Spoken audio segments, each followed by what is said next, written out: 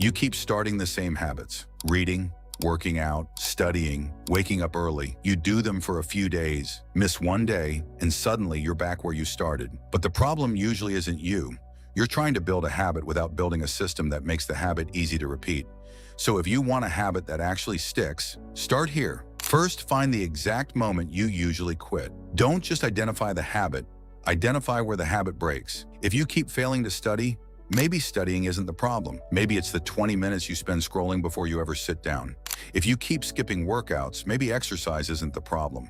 Maybe it's getting yourself to change clothes and leave your room. Fix the point where you stop. Second, build the version you can do on your worst day. Don't start with the version that looks impressive. Start with the version that's almost impossible to avoid. Because if the habit is too difficult to repeat, you're constantly relying on motivation to restart it. Make the first version small enough that consistency becomes easier than avoidance. Third, remove the negotiation. Decide the details before the moment arrives. Don't say, "I'll study sometime tonight." Say, "After dinner, I'll sit at my desk and study for 10 minutes. And don't decide what you'll study when you sit down. Choose it beforehand. When there's nothing to negotiate, there's less room for your brain to talk you out of starting. Fourth, change the environment around the habit. If your book is hidden in a drawer, you're going to need motivation to find it. So change the environment before you need discipline. Put the book on your desk. Keep your workout clothes ready. Leave your phone somewhere inconvenient. Make the behavior you want easier to begin and the behavior you don't want harder to reach. Fifth, create a recovery rule before you fail, because you will miss a day. The mistake isn't missing once. The mistake is letting one missed day become, "I'll start again Monday." Instead, decide your recovery rule now. If I miss my normal workout, I'll do 5 minutes tomorrow.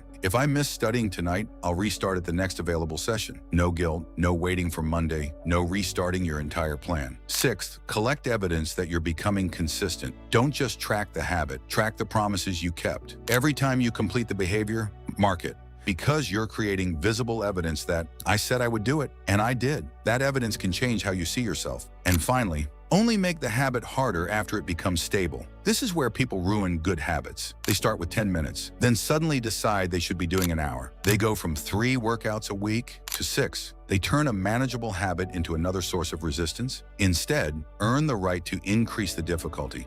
First, make it repeatable, then make it bigger. Because the goal isn't to build the most impressive habit in 1 week. It's to build something your brain keeps doing months from now. You don't need to become a more disciplined person overnight. You need to make one behavior easier to repeat than to avoid. That's how a habit finally starts to stick.